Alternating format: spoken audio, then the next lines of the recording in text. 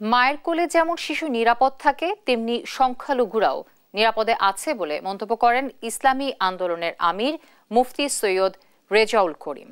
সকালে সোহরাওয়ার্দী উদ্যানের মুক্ত মঞ্চে ইসলামী ছাত্র আন্দোলনের কেন্দ্রীয় সম্মেলনে উপস্থিত হয়ে এসব কথা বলেন। এ সময়ে তিনি আরও বলেন, ভারত যে ষড়যন্ত্র শুরু করেছে তার বিরুদ্ধে জাতীয় ঐক্য গড়ে তুলতে হবে।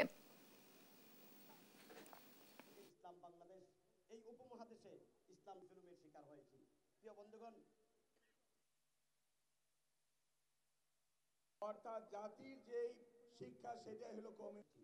প্রিয় বন্ধুগণ, 68 হিজরিতে দল কোন কিছু গোষ্ঠী তারা সেই ফেসিবাদী ঐতিহ্য সূত্রে পাওয়া বাংলাদেশে হিন্দুরা এবং সংখ্যালঘুরা যে সুন্দরভাবে এবং স্বাধীনভাবে, এক কথায় আমরা অনেক সময় বলে থাকি, মায়ের কোলে যেরকম সন্তান নিরাপদ থাকে, সেরকম আমাদের দেশের মধ্যে সংখ্যালঘুরা সর্বক্ষেত্রে নিরাপদ থাকার পরেও আজকে আমাদের পাশের রাষ্ট্রে ভারত, সেখানে বিভিন্ন সংবাদ মাধ্যম আমাদের দেশকে অশান্তি তৈরি করার জন্য বিভিন্ন মিথ্যা সংবাদের মাধ্যমে দেশকে বিভিন্ন ধ্বংস করার, বিভিন্ন ধরনের অশান্তি করার বিভিন্ন নীল নকশা তৈরি করেছে।